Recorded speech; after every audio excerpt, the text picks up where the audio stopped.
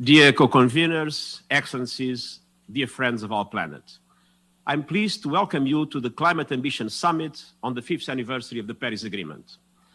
5 years after Paris, we are still not going in the right direction. Paris promised to limit temperature rise to as close as to 1.5 degrees as possible. But the commitments made in Paris were far from enough to get there, and even those commitments are not being met.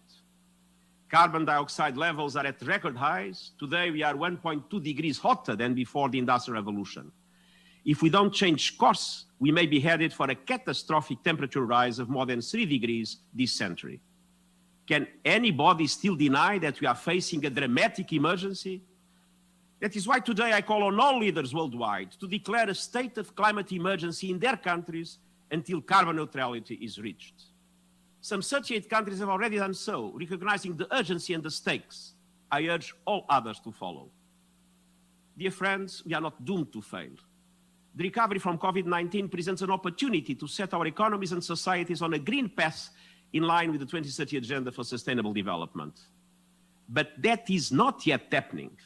So far, the members of the G20 are spending 50% more in their stimulus and rescue packages on sectors linked to fossil fuel production and consumption than on low-carbon energy. And this is unacceptable. The trillions of dollars needed for COVID recovery is money that we are borrowing from future generations. And this is a moral test. We cannot use these resources to lock in policies that burden future generations with a mountain of debt on a broken planet. And so, the central objective of the United Nations for 2021 is to build a truly global coalition for carbon neutrality by the middle of the century. But that promise is not enough. To make it a reality, we need meaningful cuts now to reduce global emissions by 45% by 2030 compared with 2010 levels. And this must be fully reflected in the revised and strengthened nationally determined contributions that the Paris signatories are obliged to submit well before COP26 next year in Glasgow. I commend those leaders that will come forward today with new targets for 2025 and 2030. The United Kingdom has pledged to cut emissions by 68% by 2030 compared to 1990. The European Union has agreed to cut their emissions by at least 55% by 2030 compared to 1990. These decisions deserve to be emulated. Every country, city, financial institution, and company needs to adopt plans to reach net zero emissions by 2050 and start executing them now, including by providing clear short-term targets. Key emitting sectors such as shipping, aviation, and industry must also present and implement new transformational roadmaps in line with this goal. Technology is on our side. Sound economic analysis is our ally. Renewable energy is getting less expensive with every passing day. Climate action can be the catalyst for millions of new jobs, better health, and resilient infrastructure.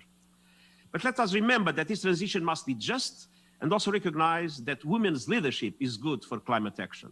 For our planet, this is a moment of truth. This is also a moment of hope. More and more countries have committed to net zero emissions. The business community is getting on board the sustainability train. We see cities striving to become greener and more livable. We see young people taking on responsibility and demanding it of others. Mindsets are shifting. Climate action is the barometer of leadership in today's world. It is what people and planet need at this time.